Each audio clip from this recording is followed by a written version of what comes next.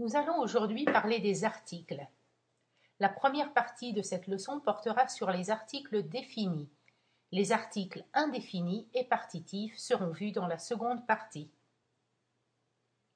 Les articles définis sont le ou l' pour les noms masculins singuliers, la ou l' pour les noms féminins singuliers et les pour les noms pluriels. L' est utilisé à la place de le et de la pour les noms singuliers commençant par un H dit muet. Exemple, l'hôtel, l'hôpital, l'homme. Prenons ces exemples. Je regarde la télévision. J'écoute l'émission de radio. Je lis le journal. Je feuillette les magazines. La devant télévision parce que télévision est un nom féminin singulier. L'émission L' parce que émission commence avec une voyelle. Le devant journal parce que journal est un nom masculin singulier. Et enfin, les devant magazine parce que magazine est un nom pluriel. L'article défini se traduit par l'anglais the. La différence entre les deux, c'est qu'on utilise l'article défini français beaucoup plus souvent qu'on utilise the en anglais. En français, on utilise l'article défini aussi dans les différentes situations où on ne l'utiliserait pas en anglais. Les voici. A. Pour exprimer une valeur générale ou avec des idées abstraites. Par exemple, l'argent ne fait pas le bonheur. Money doesn't bring happiness. Donc en français, vous avez un article défini devant l'argent, devant argent et devant bonheur. B. Pour désigner une partie du corps. En français, on dit « elle s'est lavé les mains », les articles définis devant main, alors qu'on dirait en anglais « she washed her hands ». En anglais, on utilise l'adjectif possessif. En français, la possession est exprimée dans le S'. C. On utilise les articles définis avec les noms de pays, les lacs, les montagnes. Considérons l'exemple suivant. Le lac Léman s'appelle Lake Geneva en anglais. Avec un article en français, aucun article en anglais. On utilise également les articles définis avec les langues et les nationalités. Par exemple, les Français parlent le français, mais on dit aussi les Français parlent français. En effet, avec le verbe parler, vous pouvez ne pas utiliser l'article défini. E. Avec les jours de la semaine et les saisons. Par exemple, le mercredi, nous avons cours de grammaire, mais pas mercredi prochain. Donc, dans le sens de tous les mercredis, chaque mercredi, on utilise l'article défini, le mercredi, ce qui veut dire le mercredi en général.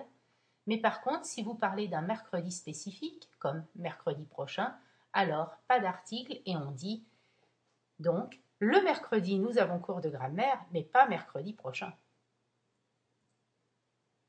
F. Avec les repas, on utilise également l'article défini. Exemple, tu as pris le petit déjeuner ce matin?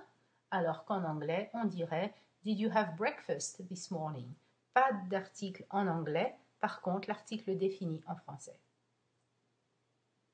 G. Avec les matières, les sports et les jeux. Par exemple, en français, on dit j'étudie les maths. On dit aussi j'aime le foot et je joue au foot.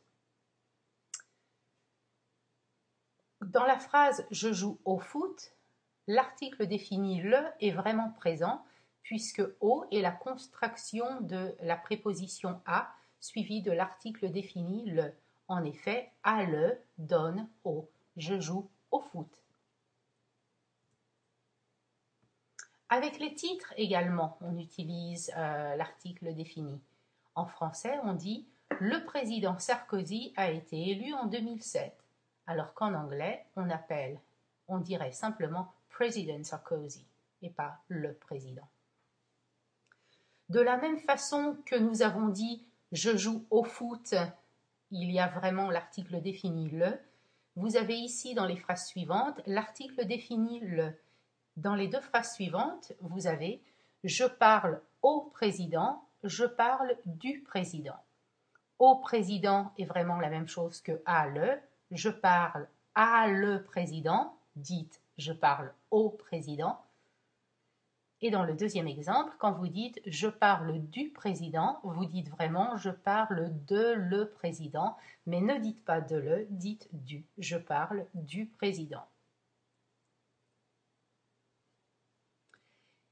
Et enfin, après certains verbes comme aimer, adorer, détester, préférer, on utilise l'article défini. Par exemple, je déteste le lait, mais j'adore l'eau. Le lait, l'eau, l'apostrophe. Voyons maintenant comment les articles définis se comportent dans les phrases négatives. Très simple, il n'y a aucun changement. Phrase affirmative, j'aime le lait. Phrase négative, je n'aime pas le lait. L'article ne change pas. Dans les phrases où la négation porte sur deux termes, là encore, aucun changement. Phrase affirmative, j'aime le lait et l'eau. Phrase négative, je n'aime ni le lait ni l'eau. Là encore, les articles définis ne changent pas.